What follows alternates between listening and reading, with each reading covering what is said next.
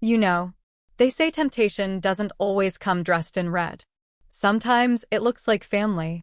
Like someone who shares your dinner table, laughs at the same jokes, calls your husband uncle.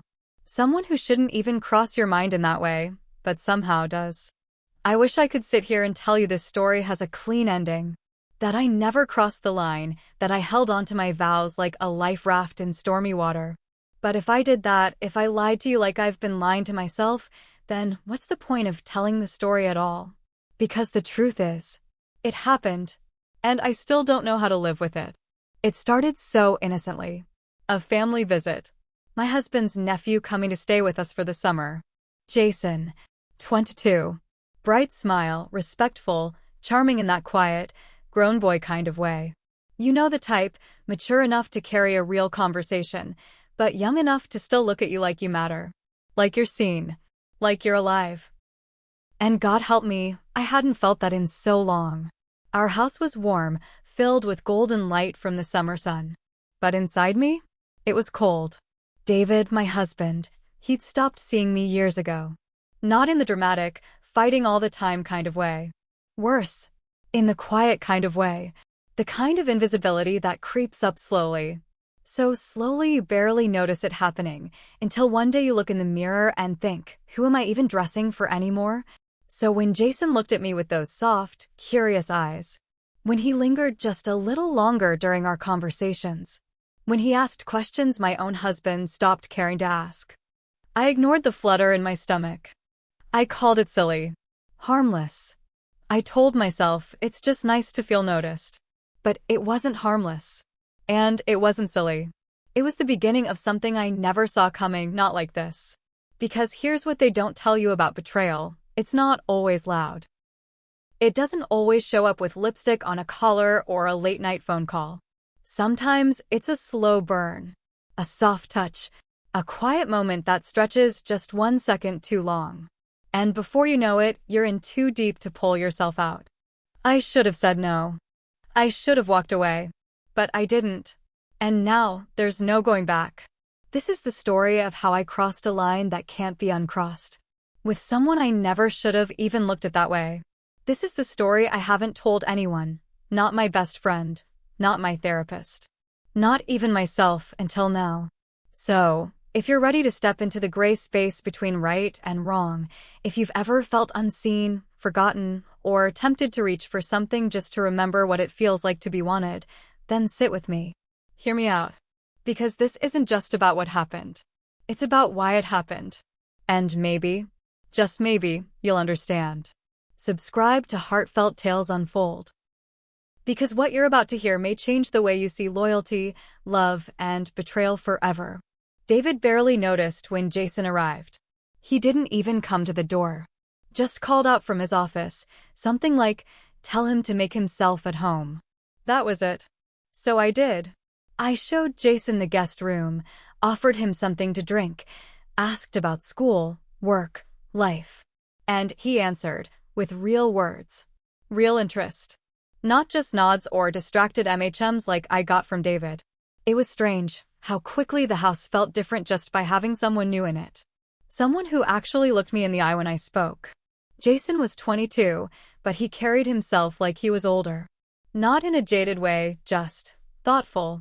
He was the kind of person who noticed things most people overlook.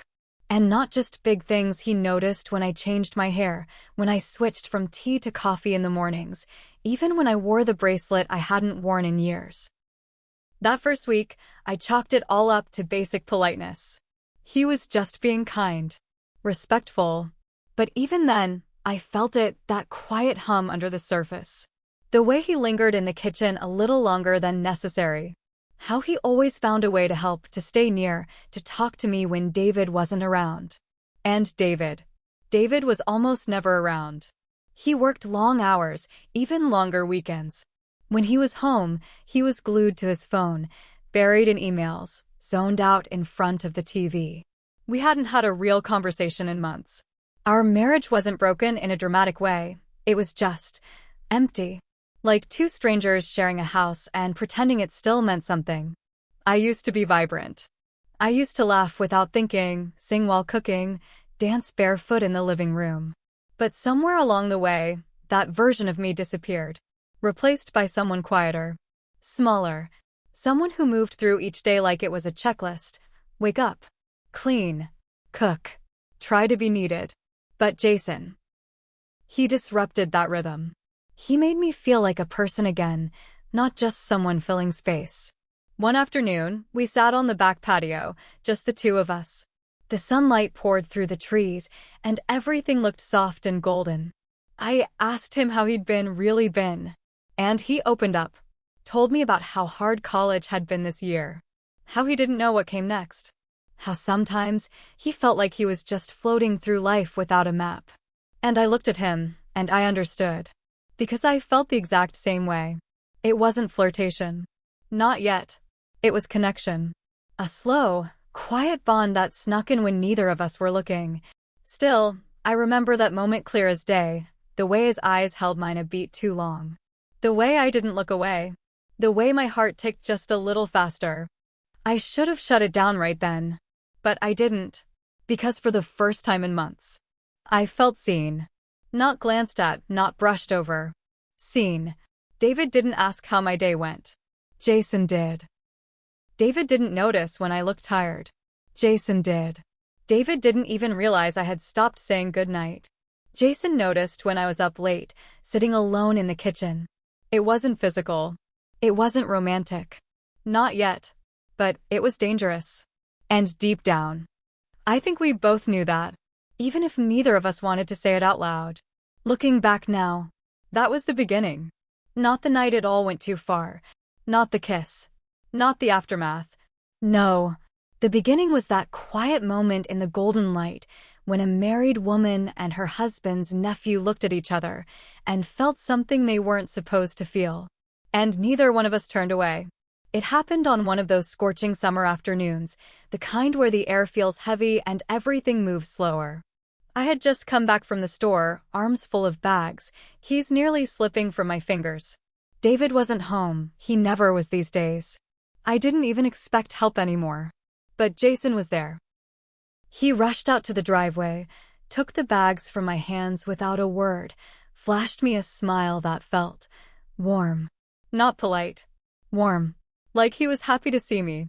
Inside, I started unpacking groceries, and he stayed. Asked if I needed help putting things away. I said yes. And I don't know if it was the heat or the quiet or the closeness, but that kitchen felt smaller than usual. We moved around each other, bumping shoulders here and there, reaching for the same shelf, laughing about how we kept getting in each other's way. And then he said something, I don't even remember what, but it made me laugh. Really laugh. The kind that bubbles up without warning, the kind I hadn't heard come out of my own mouth in I don't even know how long. And then he looked at me. Not like a boy looking at his uncle's wife. Not like a nephew. He looked at me like a man. Like I was a woman. It wasn't a full-on stare. Just a moment. But long enough to feel it settle in the air between us. I didn't say anything. Just kept putting away cans, pretending not to notice that he wasn't reaching for the pantry anymore. He was watching me. That night, the house was quiet. David was asleep in his usual spot on the far edge of the bed, face turned toward the wall, phone still glowing in his hand. I couldn't sleep. I walked to the kitchen to grab a glass of water. Jason was there. In the hallway. Coming from the bathroom, shirtless, towels slung over his shoulder. I tried to step aside, but we brushed past each other in the narrow space. His skin was warm. My breath caught. And then it happened. That look. That second. Our eyes locked, and something unspoken passed between us. It wasn't planned. It wasn't flirtation. It was something else. Something electric and terrifying and real. He didn't say anything. I didn't either. But neither of us moved. Not right away. That second stretched out, too long to call it innocent. Too short to do anything about it. And then, just like that, he walked past me. Back to his room. Door closing softly behind him. I stood there alone in the hallway, heart pounding like I'd run a mile. Glass still in my hand. No water. It was just a moment, but something shifted. I felt it. I saw it in his eyes. And worse. I didn't look away. I should have told David.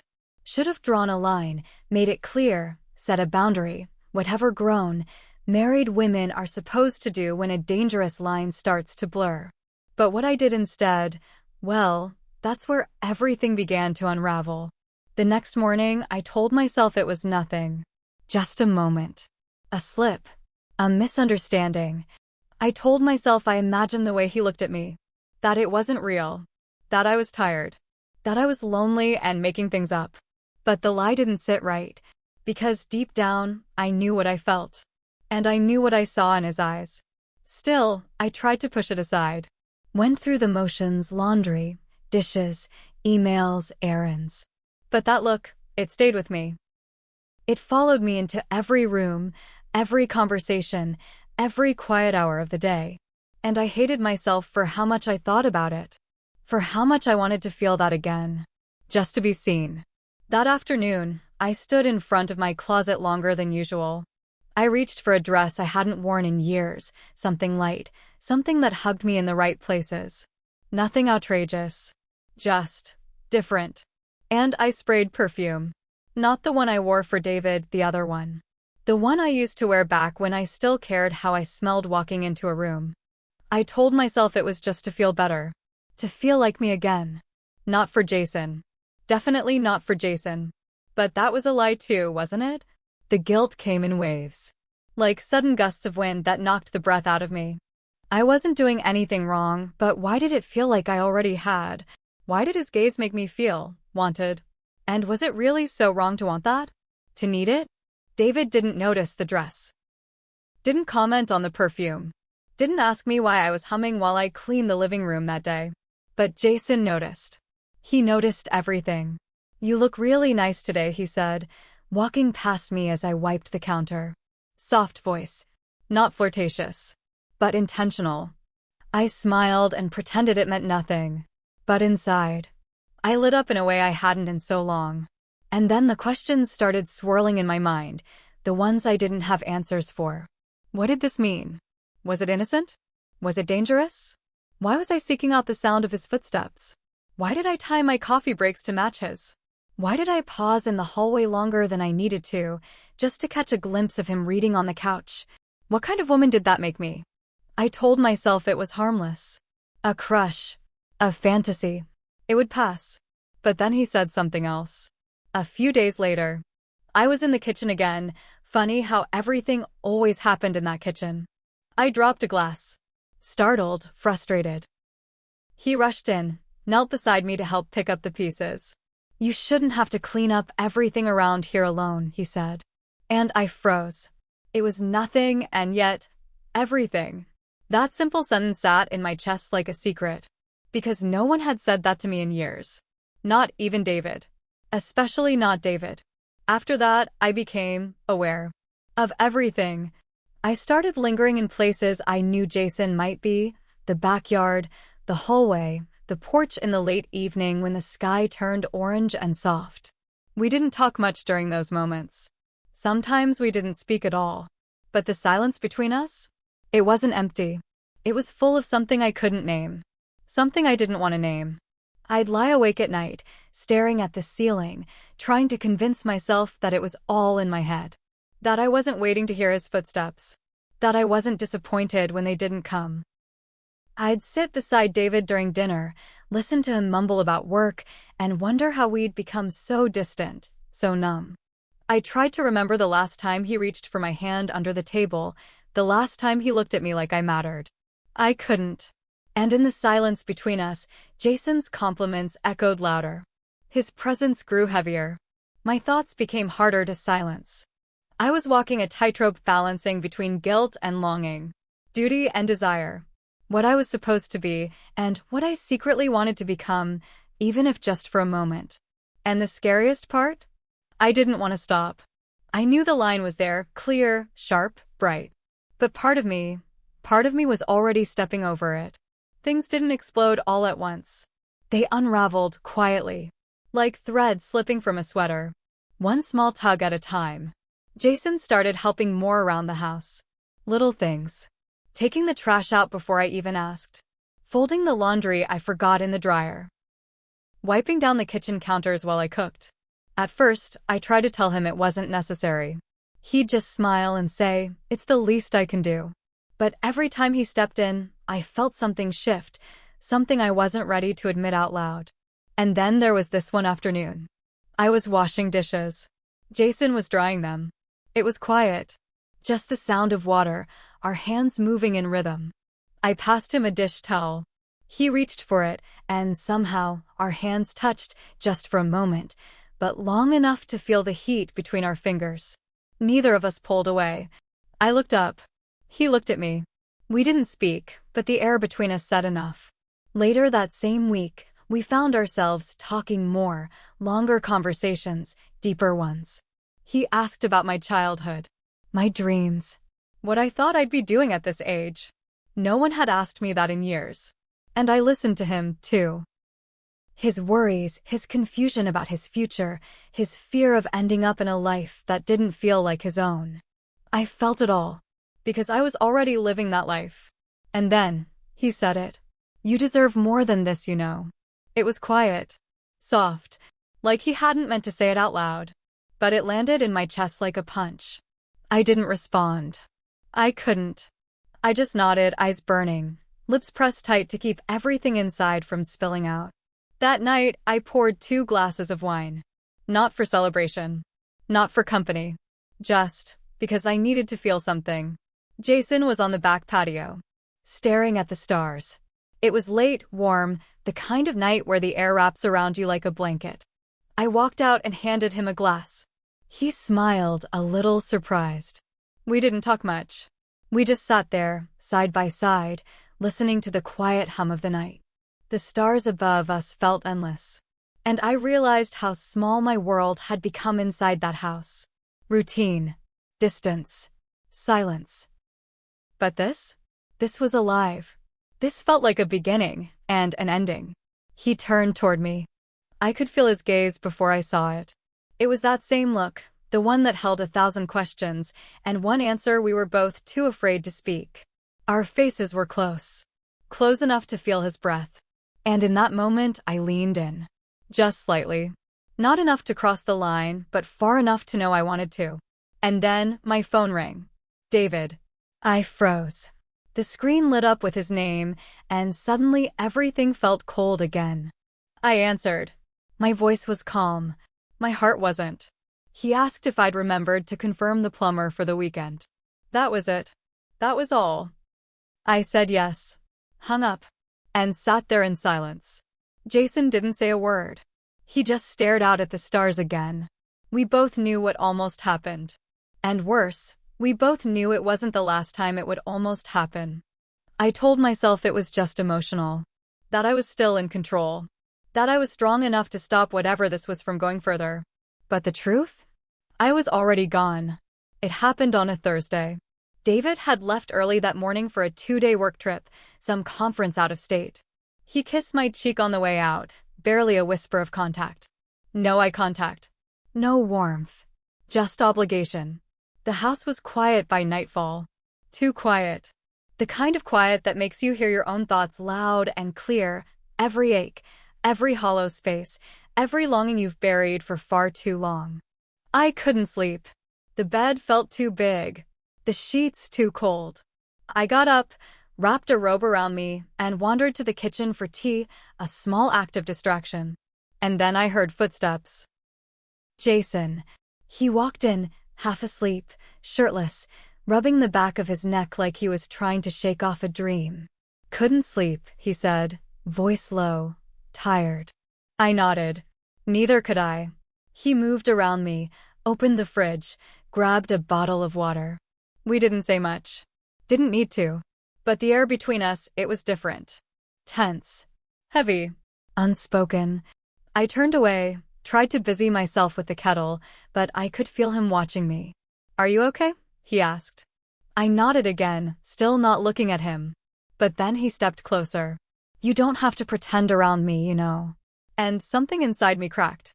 I looked at him, really looked, his face open, concerned, present. And I broke. The words poured out, quiet at first, then messy and raw. How I felt invisible. How I missed being touched, being loved, being wanted. How tired I was of pretending everything was fine when nothing was. He listened. Didn't interrupt. Didn't try to fix it. Just stood there. Close enough to feel real. Close enough to feel like something I needed. "I see you," he whispered. And that was it. The kiss wasn't planned. I didn't think. I just leaned forward. He met me halfway. Soft at first. Then deeper. Desperate. It wasn't sweet. It wasn't careful. It was all the loneliness, all the silence, all the years of being untouched crashing forward in a single moment. My robe slipped off one shoulder. His hands found my waist. And still, we didn't stop. I didn't want to stop. There was no past in that moment. No future. Only that night, that hunger, that terrifying, electrifying sense of finally being wanted. We didn't make it to the bedroom. It happened right there, against the kitchen counter, beneath the soft hum of the fridge, in the dim glow of a single overhead light.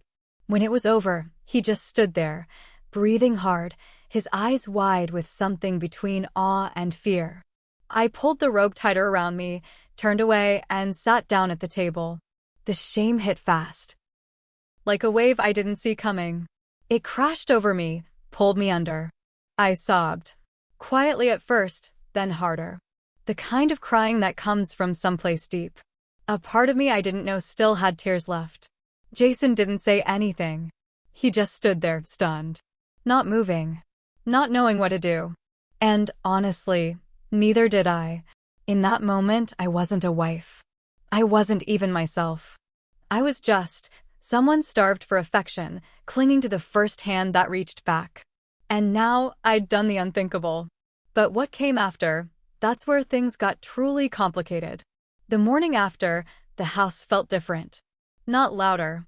Not messier. Just heavier. Jason came into the kitchen while I was making coffee. We didn't say much, just exchanged a quiet, "Good morning." He didn't look at me. Didn't smile like he usually did. His eyes stayed on the floor, on the table, anywhere but on mine. I tried to act normal. Poured his coffee like I always did. Asked if he slept okay. He just nodded, took the cup, and left. That nod cut deeper than it should have.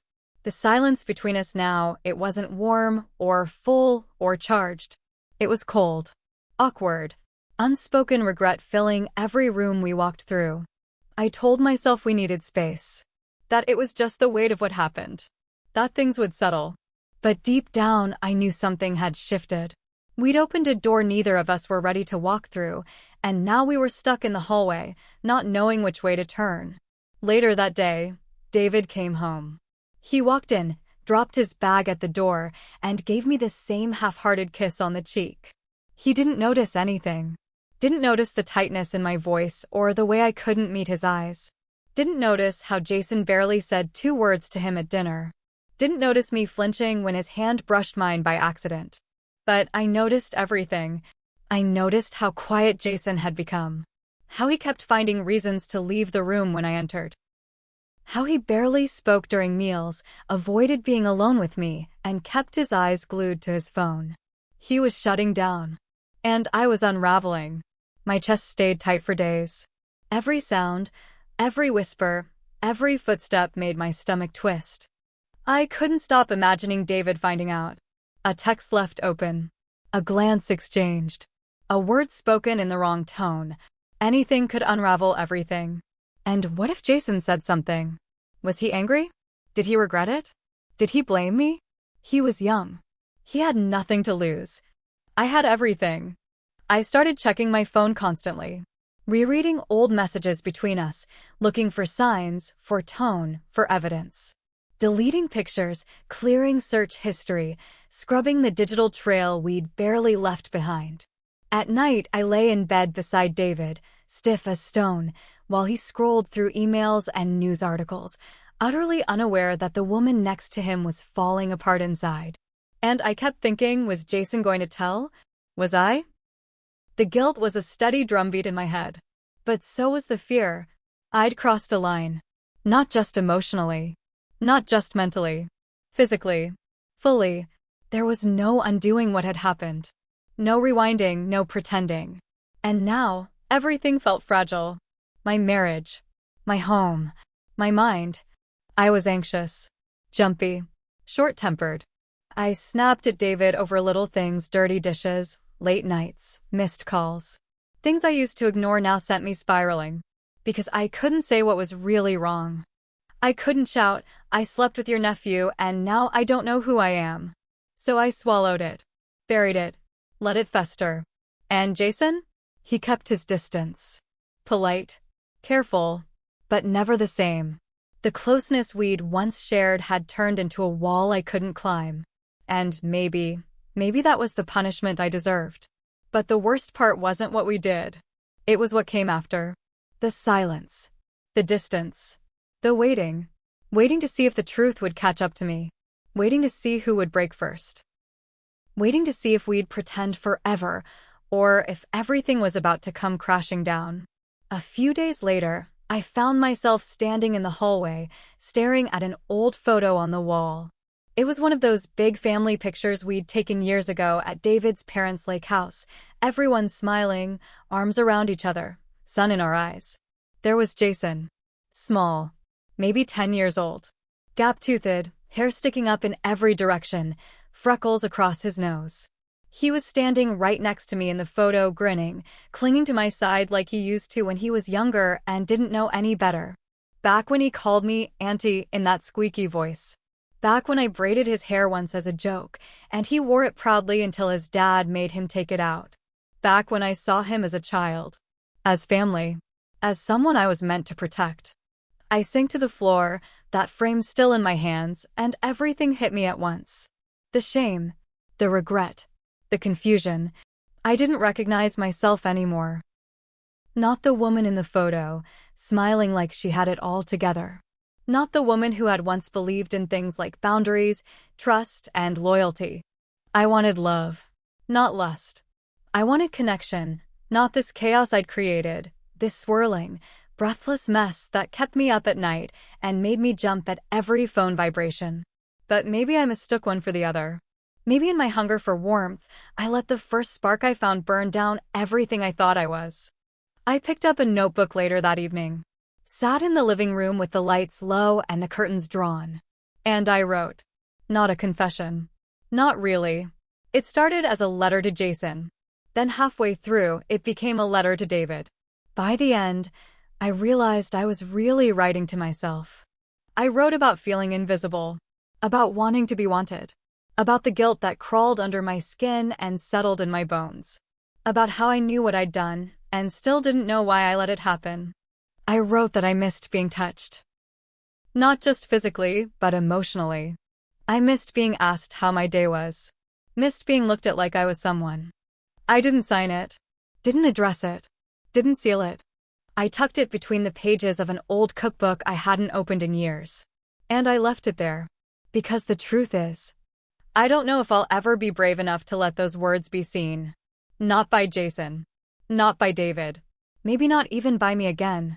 I thought about coming clean. Telling David. Laying it all out and letting the pieces fall where they may. But what would that fix? Would it be honesty or destruction?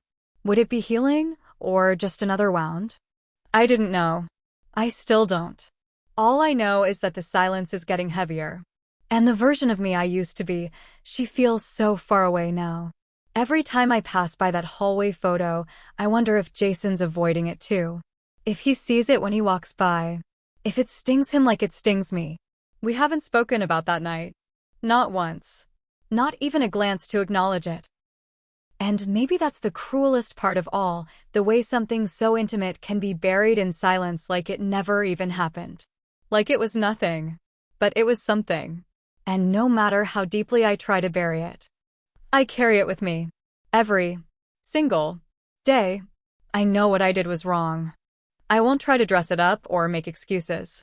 But I also know I wasn't the only one lost in that house. We were all drifting. All disconnected. All carrying silence like it was easier than truth. I didn't wake up one day planning to betray anyone. It happened in the quiet. In the cracks. In the spaces where love had once lived and then slowly faded away. And now I sit here with this weight. A secret that eats at me. A memory I can't shake. A question that won't let me rest. Do I confess? Do I open the door and let the storm in, knowing full well it might tear everything apart? Or do I carry this, quietly alone, for the sake of what we built, for the sake of what's left? If you've ever been in a place like this, where love and guilt collide, where your heart tells one truth and your conscience tells another, I want to know. What would you have done? Would you have stopped yourself in time? Would you have said something after? Would you have told the truth? Or would you have buried it deep and prayed it stayed hidden? Leave a comment. Tell me your story. Even if it's messy. Even if it hurts. Because sometimes, the most broken truths are the ones we need to hear the most.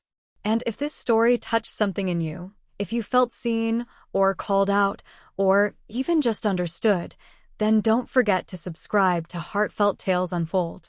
Because this is what we do here. We tell the stories people are too afraid to say out loud, the ones that hide in the corners of marriages, in the silences between words, in the spaces we don't want anyone to look. Some mistakes are loud. They explode. They burn bridges. They scream. Others, they echo in silence for years. They sit with you at the dinner table. They crawl into bed with you at night. They ride beside you in the car, quiet, but always there. I don't know what the future holds for me and Jason. Or for David.